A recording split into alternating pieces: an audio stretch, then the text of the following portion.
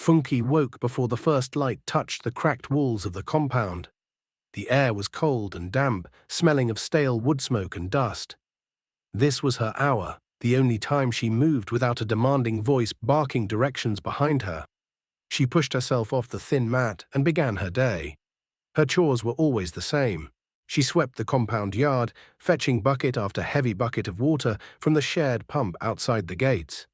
Her steps were quiet, worn into habit after years of performing this ritual. Madam Zola, her stepmother, and Dora, her stepsister, never lifted a finger. They slept while Funke ensured the house was clean and the water pots full. This life had swallowed her whole since her mother passed away, followed swiftly by her father.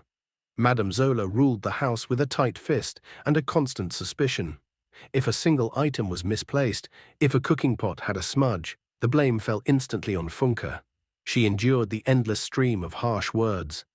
Funke learned long ago that arguing only made the abuse worse. She kept her head down and moved on, her body aching, her spirit carefully protected beneath a layer of quiet determination. By mid-morning, the market called.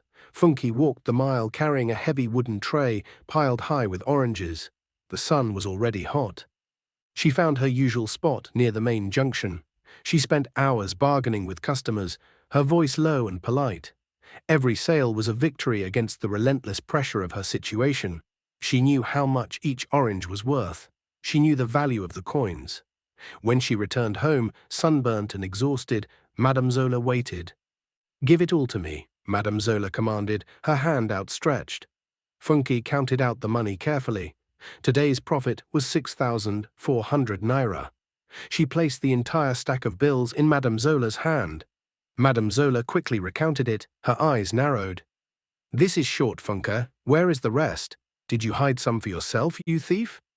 Funke flinched. "I sold every orange, Madam Zola. That is the correct amount." "Lies," Madam Zola shrieked, striking Funke's arm. "You think you can steal from me? Go, prepare the dinner. I will be watching you." Funke retreated to the kitchen, rubbing her stinging arm. The money was never enough for Madam Zola, and her honesty was never believed.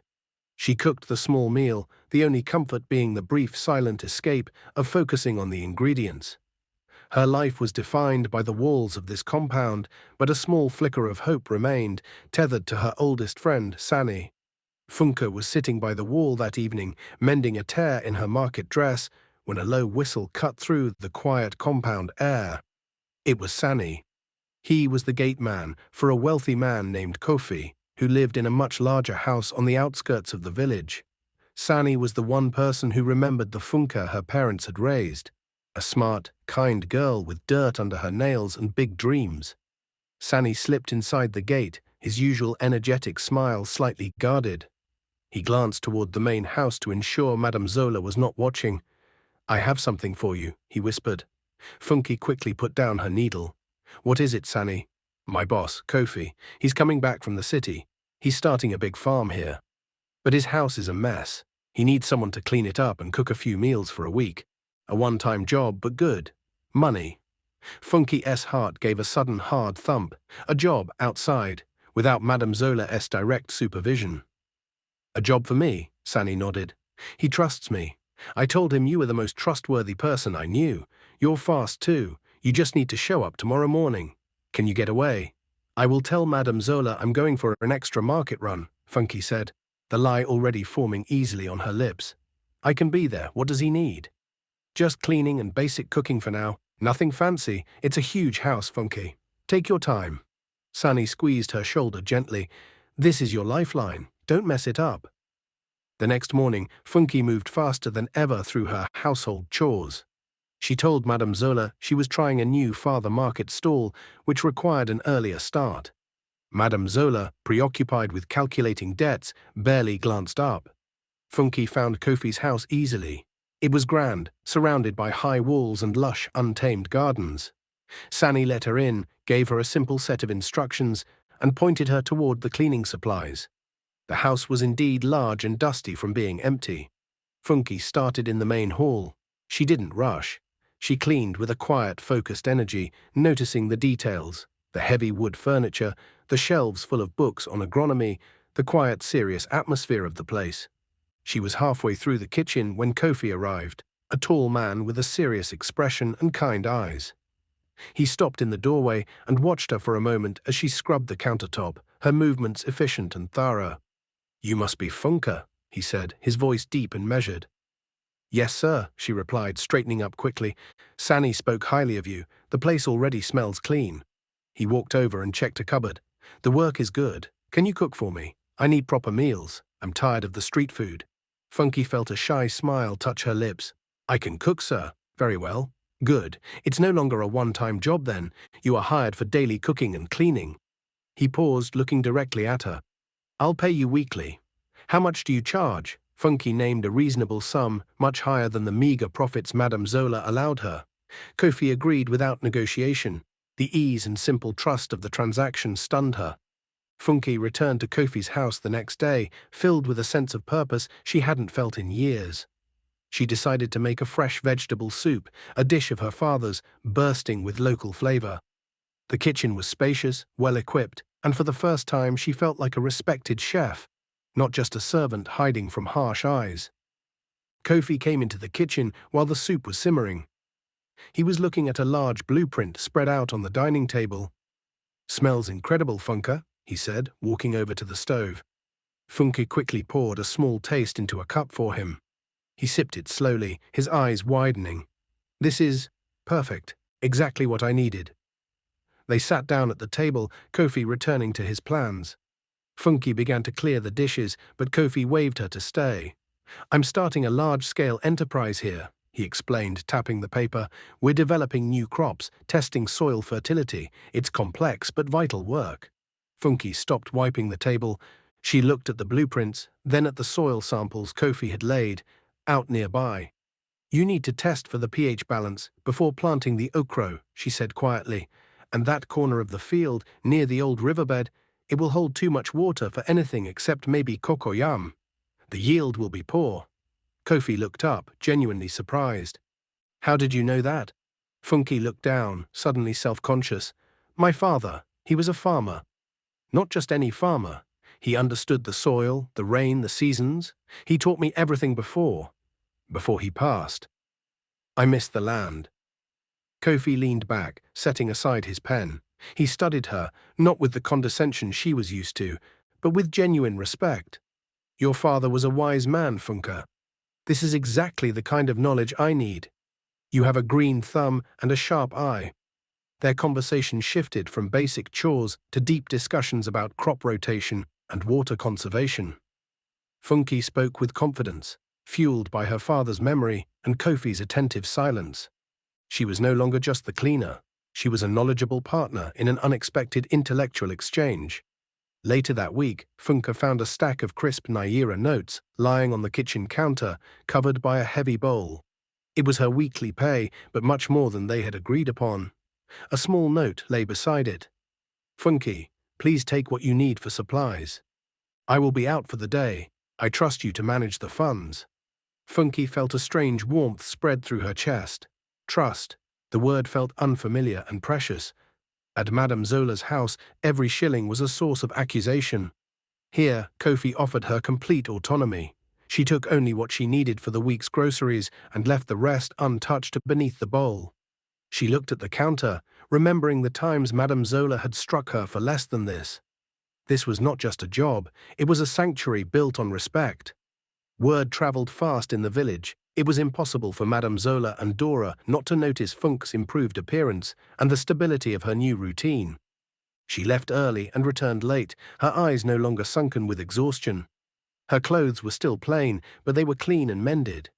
She no longer had to endure Madam Zola's daily demands for the market money. "She's up to something, Madam Zola," Dora hissed one evening as they watched Funke disappear into the small shed room she occupied. "A cleaning job doesn't give someone that kind of glow. That man, Kofi, he must be paying her far too much." Madam Zola grunted, fanning herself furiously. The pressure of the upcoming annual August meeting weighed heavily on her. This event was a major display of social standing, requiring new expensive fabric, jewelry, and a feast. Madam Zola's debts were mounting, and her standing was precarious. She needed money, and she needed it now. Go to that house tomorrow, Madam Zola commanded Dora. Tell that man, Kofi, that Funke is needed back here for family duties. Tell him you will take over the cooking. Tell him you are more qualified. Dora was delighted. She saw an opportunity to snatch the prestigious role and perhaps the wealthy Kofi himself. The next morning, Dora showed up at Kofi's gate, dressed in her most colourful, elaborate wrapper. She found Kofi in the sitting room reading. She explained with an overly sweet smile that Funke was needed at home and that she, Dora, was an expert cook. I was going to make you something really special, Dora announced. A traditional stew. Funke's cooking is so simple. Kofi, ever polite, agreed to give her a chance. The results were catastrophic. Dora had tried to make an elaborate dish she'd only seen prepared once, adding too much spice and too many contradictory ingredients. The stew was thick, strangely colored, and nearly inedible. When Kofi tasted it, he swallowed hard, a polite but strained look on his face. "Thank you, Dora," he said, setting the spoon down gently. "This is unique. But I prefer the way Funke cooks. I am sure there is other work better suited to your talents. I need Funke here. Tell your mother I will pay her a premium for Funke's continued service." Dora stormed home, humiliation burning in her cheeks. Funke had won again. That evening, Madam Zola and Dora plotted over expensive, glossy fabric samples they couldn't afford. "We need the money for the meeting, Dora, and Funke is standing in our way. She is getting ideas above her station." "I will fix her, Madam Zola," Dora promised, her eyes blazing with malice. "If she can't be replaced, she must be ruined." The rivalry between the two women intensified as the August meeting drew closer. Madam Zola and Dora became desperate, their schemes growing darker. They realized they couldn't physically stop Funke from working for Kofi without a scandal. Instead, they decided to poison her reputation, turning the village against her. Dora started small, whispering to the women who sold yams next to Funke in the market. She hinted at Funke's long hours at Kofi's house, implying that her relationship with the wealthy man was not simply professional. A young woman staying late in a rich man's house, only cleaning? What kind of cleaning requires her to stay until the streetlights come on? Dora would ask with a conspiratorial glance. The whispers grew into malicious gossip. Soon people were saying Funke was a prostitute, trading her body for the fine money she earned. The shame was a heavy, suffocating blanket. When Funke came to the market, people avoided her gaze. Vendors spoke to her curtly, and mothers pulled their daughters away. The rumors soon dragged Sani into the mud as well. Dora told anyone who would listen that Sani was Funke's pimp, supplying women to his boss and profiting from their shame. Sani, a man who took immense pride in his honesty and good standing, was devastated. The change did not go unnoticed by Kofi. He heard vague, hushed comments when he was out and saw the worried look in Sani's eyes. One morning, as Funke was polishing the large mahogany dining table, he approached her. "Funke, I hear things in the village," he said, his voice carefully neutral. Funke froze, a wave of cold panic washing over her. She knew exactly what he meant. "They are lies, sir," she mumbled, looking at the floor. "I believe you," he said immediately, "but there is one question I need to ask you. Sani, is he your lover? Are you in love with someone else?" Kofi's question surprised her. She could feel the unspoken current between them. They shared a connection, an understanding of the land, and a mutual respect that felt deeper than any fling. She knew Kofi was asking because he cared, and perhaps because he hoped the answer was no. But Funke was used to fear, not trust. Madam Zola had taught her that honesty only provided a new weapon for her enemies. If she told Kofi about the abuse at home, he would try to interfere, and Madam Zola would unleash a storm of violence she might not survive. She looked down, her silence a shield. I cannot talk about this, sir," she finally whispered, her voice tight with unshed tears. Kofi sighed, his face hardening slightly. Her fear, mistaken for guilt or secret attachment, confirmed his growing doubt. He nodded curtly and left the room, his long strides carrying a new, cool distance. Kofi's growing coolness was a new kind of pain for Funke, but back at the compound, the situation was reaching a boiling point. Madam Zola was out of options. The August meeting was only weeks away, and she had exhausted all sources of credit. One evening, Madam Zola called Funke into the main parlor. where the air was thick with tension. A strange burly man sat there, smelling strongly of palm wine. His name was A.O., known throughout the village as the village drunkard. He was crass, loud, and frequently unemployed. "Funke, meet your husband-to-be," Madam Zola announced, her voice sickeningly sweet. Funke stared, horror flooding her. "No, Madam Zola, I won't." "You will, you ungrateful girl," Madam Zola shouted, rising from her chair. "I.O. here has offered me a generous bride price of 10,000 naira. This money is the only thing that will save our family from total ruin. You will marry him next week." A.O. grinned, his teeth stained red. "Come here, wife, don't be shy." Funke backed away, her hands shaking. She refused, fighting with a ferocity she hadn't known she possessed.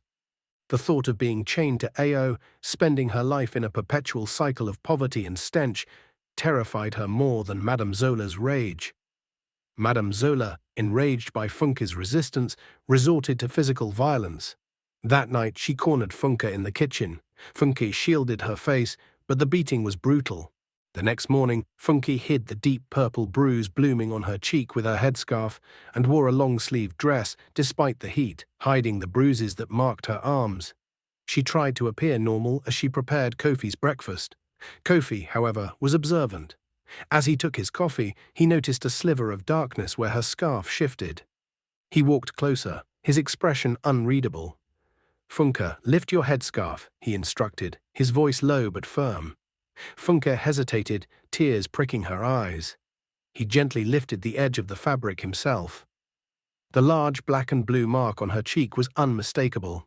He saw the way she instinctively held her arm close to her side. Kofi's cold anger was terrifying. "Who did this to you?" Funke wouldn't tell him. "It was an accident, sir. I fell." "Do you think I'm stupid, Funke? People don't fall and leave bruises like that. We are going to the clinic right now." He took her, ignoring her protests. At the clinic, the doctor confirmed the signs of abuse. When Kofi brought Funke back, he went straight to Madam Zola. He did not yell. He spoke with a quiet, lethal finality. "If I ever see a mark on Funke again," Kofi said, his eyes fixed on Madam Zola, "I will go to the elders myself. You are abusing the girl, and the village will know." The public exposure infuriated Madam Zola, but the elders were already stirring. The news of the forced marriage to A.O. had reached them, and they quickly intervened, disapproving of the match. Madam Zola's schemes were crumbling, but her malice remained intact, fueling one last desperate plot. Madam Zola, defeated by the elders on the marriage and publicly shamed by Kofi, knew she had to strike a blow that would ruin Funke completely and irrevocably. She had to destroy Funke's sanctuary. She called Dora to her, and they devised a plan of profound betrayal, targeting the one man Funke trusted unconditionally, Sani. That night, Madam Zola convinced Sani to come to their compound under the pretense of a serious problem with the gate that needed urgent fixing. Sani, always dutiful, arrived immediately after his shift. While Sani was looking at the gate latch, Dora approached him from behind, holding a small calabash cup. "You must be tired, Sani. Have some cool palm wine. My mother insisted." Sani, sweating and grateful, drank it down quickly. It was heavily laced with a sedative. Within 15 minutes, Sani was groggy, stumbling and barely conscious. Madam Zola and Dora guided the large, nearly limp man into the main house. They dragged him through the quiet corridor, right to Funke's small, secluded shed room. Funke was outside, fetching a final pot of water before bed. Working fast, Dora stripped Sani down to his undergarments and hauled him onto Funke's thin sleeping mat. She quickly disheveled Funke's room, scattering a few of Sani's loose clothes on the floor to make the scene look authentic and rushed. She even placed a small, intimate item of Funke's under Sani's head as a pillow. Dora took a few quick, low-light pictures with her phone, smiled a satisfied, chilling smile, and then quickly stepped outside. She immediately called Kofi. Her voice was frantic and shaky. "Kofi, it's Dora. You must come quick. Funke and Sani they are here in her room. They have been having an affair all along. I just walked past her door. I think they are going to run off together." Kofi was initially skeptical, but Funke's silence when he had asked her about her love life, combined with the market gossip he'd dismissed, suddenly crashed back into his mind. He dressed quickly and drove over, his heart pounding with a sickening mix of dread and mounting fury. He stormed past the gate where Madam Zola waited, looking conveniently shocked. Kofi found Funke's sheet room door ajar. He pushed it open. The sight before him shattered his composure. Sani, half naked and sprawled on Funke's mat, was deeply unconscious. The room was a mess of implied intimacy. Funke herself stood frozen by the door, the bucket of water slipping from her grasp. She had just walked in, her face a mask of shock and confusion. Kofi didn't wait for an explanation. The image, the layout, the betrayal, it was too convincing. The look of fear on Funke's face cemented his conclusion. She was caught. His voice was dangerously calm, utterly devoid of warmth. "Get out, both of you. Now." "Sir, I swear I don't know." Funke started, tears streaming down her face. "Don't lie to me, Funke. I gave you my trust. I treated you like gold. And you used my own gate man to sneak around in my house. You're done here. Get your things and leave. Now." Cast out, heartbroken and utterly ruined, Funke helped the groggy Sani put on his clothes. She gathered her few possessions and walked out of the compound gates and away from the life she had just started building. She had nowhere to go, but she could not return to Madam Zola. She found a small abandoned storage shed in the empty market and collapsed onto the cold, dusty floor, burying her face in her hands. Funke spent the next few days in the small market shed. The dust and neglect of the place mirrored her own emotional state. Sani, barely recovered from the drugging, found her there.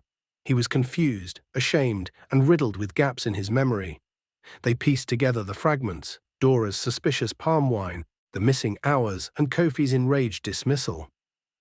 "They set us up, Funke," Sani groaned, his head throbbing.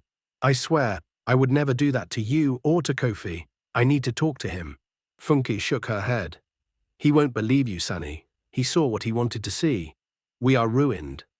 Meanwhile, Madam Zola, believing her plan had succeeded, went to the annual August meeting. She had spent the last of her borrowed money on an expensive shimmering fabric. This was her chance to reclaim her status.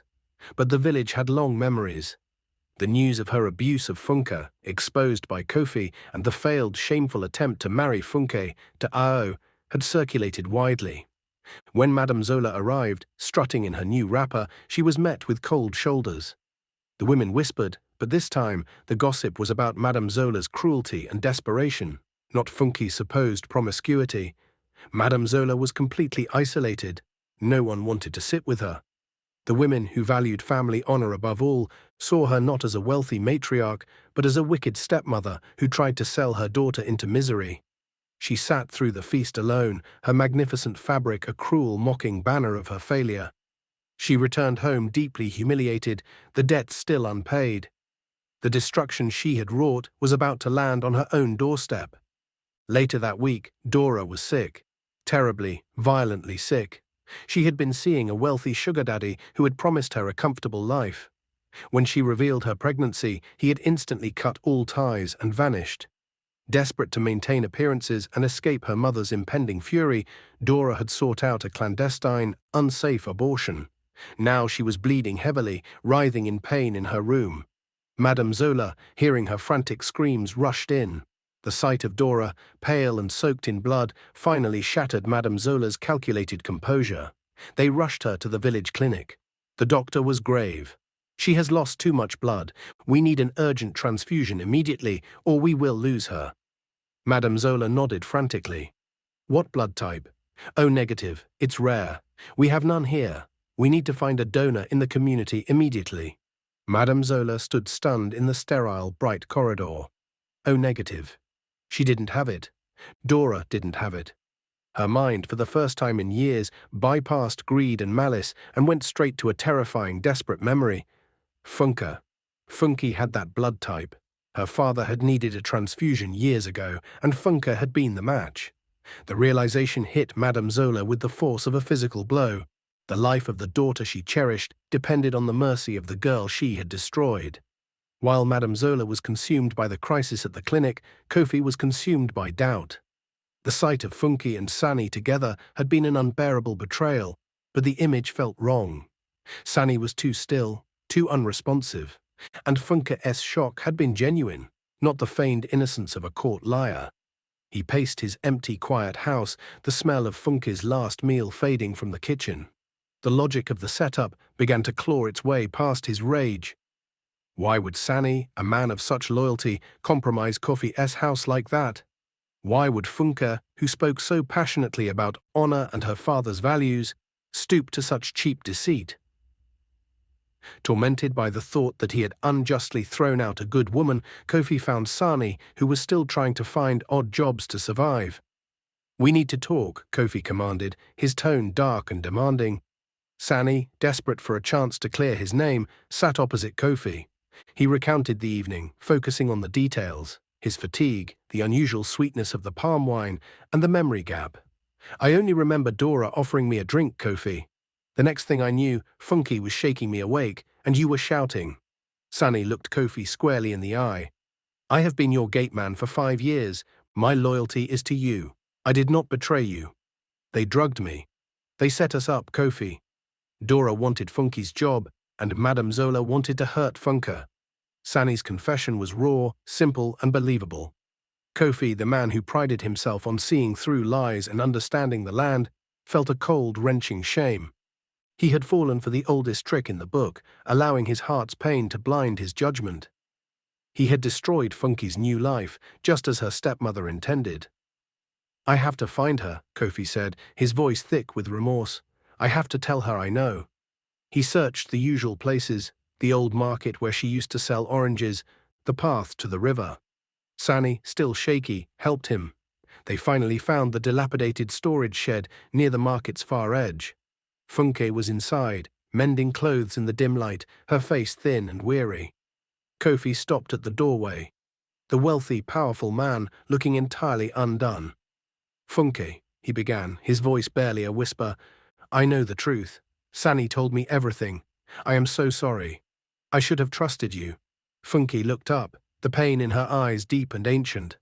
"It doesn't matter now, sir. The village believes the lie. Madam Zola won." "No," Kofi insisted. He walked to her, dropping to his knees on the dusty floor, a profound gesture of humility. "I messed up. I let my feelings blind me. Please, forgive me. Come home. Your home is waiting." He lifted her to her feet and brought her back to his house. The sight of the quiet, familiar kitchen was a balm to Funke's shattered spirit. She sat at the table, exhausted but safe, while Kofi prepared a simple meal for them both. They were eating in silence when a frantic knocking erupted at the gate. Kofi opened the door to find Madam Zola standing there. She was a wreck. Her elaborate wrapper was stained, her hair was undone, and her face was streaked with dirt and tears. Gone was the cruel matriarch. In her place was a broken, frightened woman. "Kofi," Madame Zola gasped, clinging to the gatepost, "you have to let me see Funke. Please, you have to." Kofi stood stiffly, blocking her path. "She is not going anywhere with you, Madame Zola."